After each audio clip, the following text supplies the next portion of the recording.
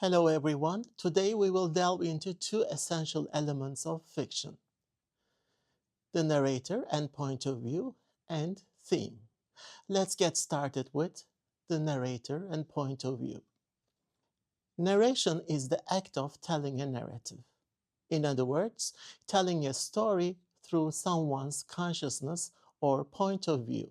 This point of view can come from a narrator, a storyteller, or from a character within the story. The kind of narrator a story has determines the choices of point of view available in a story. As Judith emphasizes, the narrator is not the author of the story. Rather, the narrator is the creation of an author. A first-person narrator is typically a character within a story and is therefore limited in their access to information. They usually refer to themselves as I. First-person narrators are often considered subjective and may vary in their level of reliability. Narrators other than first-person narrators are external to the events of the story and are not characters themselves, such as third-person narrators. Third-person narrators can be either omniscient or limited in their perspective. Omniscient third-person narrators are all-knowing and all-seeing, with access to the thoughts of characters and often knowing more than the characters themselves. In other words, they appear to know everything about the story's events and characters, including their inner feelings. Some third-person narrators, however, limited in what they have access to. Therefore, they are called third-person limited narrators.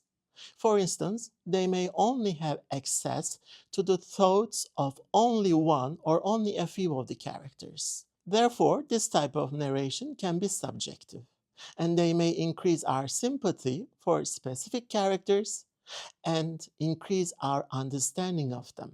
Second-person narration is a rarely used storytelling technique where the reader becomes a character referred to as you. The reader is drawn into the story with the narrator describing what you do and revealing your thoughts and background.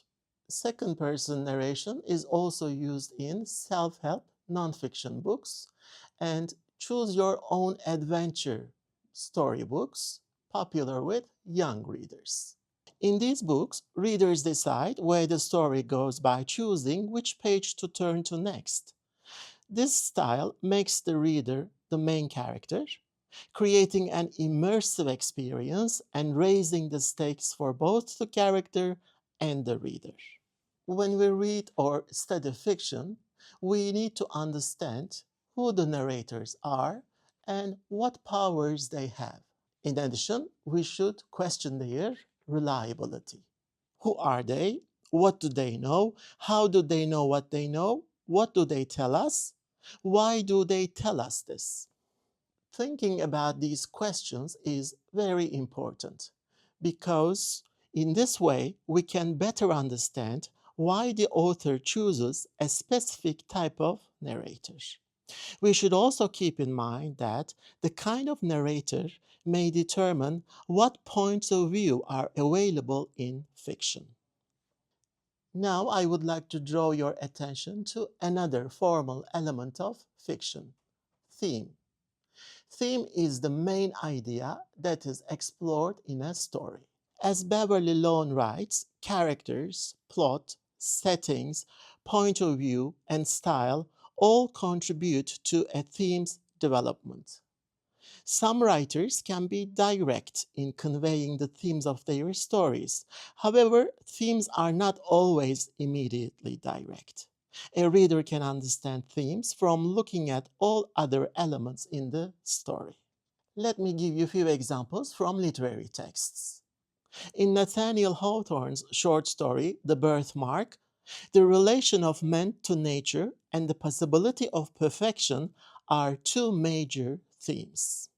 And in George Orwell's famous novel, 1984, some of the themes can be listed as propaganda, obsession with power, mind control, the conflict between the individual and the social system, and totalitarianism.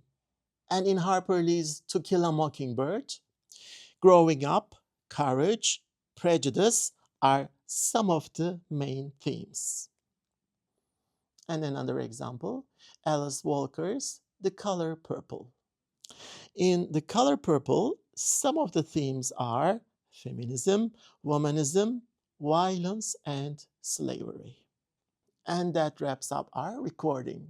Today I covered two formal elements of fiction: point of view and the narrator, and theme. Thank you for watching.